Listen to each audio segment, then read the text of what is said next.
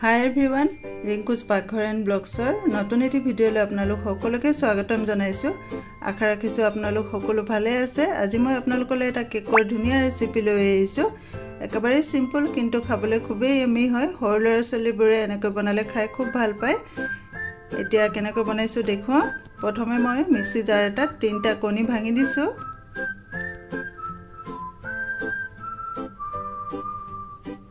আৰু দিছো চাহ খোৱা কাপেৰে 1 কাপ চেনি আৰু 1 কাপ ৰিফাইন তেলৰ হলনি বাটাৰো মেল্ট কৰি দিব পাৰি। এতিয়া মিক্সিত এইখিনি ব্লেন্ড কৰি লম। এয়া হৈ গল। এতিয়া বাউলটোত ঢালি দিছো।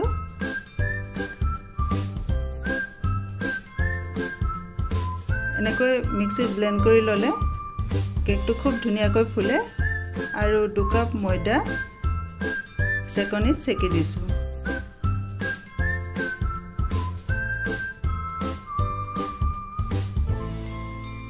এতিয়া ভালদৰে গুটেখিনি মিক্স কৰি দিছো।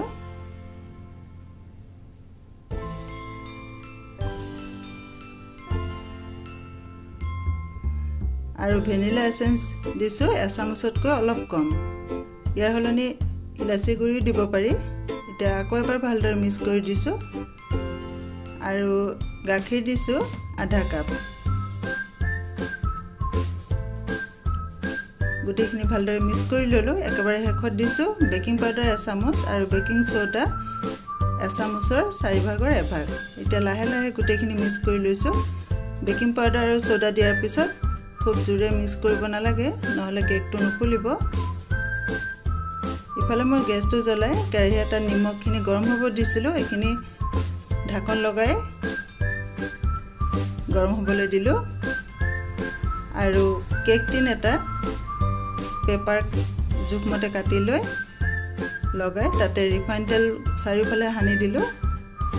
এতিয়া মই কেকৰ বেটাৰখিনি বাটিটোত ঢালি দিছো। বেটাৰখিনি ঠিক এনেকৈ হ'ব লাগে। তেতিয়া কেকটো খুব ধুনিয়াকৈ ফুলে। এতিয়া চাৰিওফালৰ পৰা ভালদৰে টেপটেপাই দিছো। এনেকৈ টেপটেপাই দিলে এয়াৰ বাবলছ যদি ভিতৰত থাকে তেতিয়া ওলাই যায়। এতিয়া গেছৰ ফ্লেমটো একেবাৰে লো কৰি লৈ কেকৰ বাটিটো সাৱধানে বহাই দিলো। ঢাকনখন লগাই দিছো।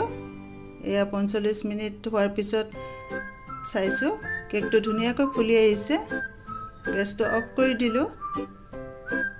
আৰু টুথপিক এডালেৰে এনেকৈ চাইছো একেবাৰে ক্লিন হৈ ওলাই আহিছে। ঠাণ্ডা হোৱাৰ পিছত এতিয়া কেক টিনৰ পৰা উলিয়াই লৈছো।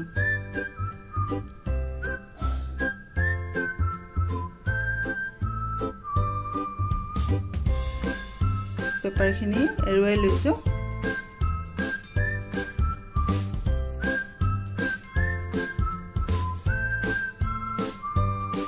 এতিয়া ওপৰত অলপমান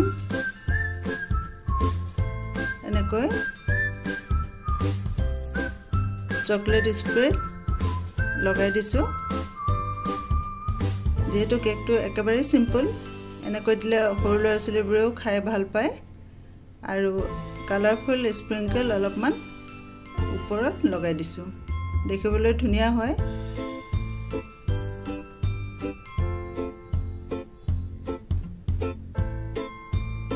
এয়া কেক ৰেডি। পিস কাটি দেখুৱাইছো।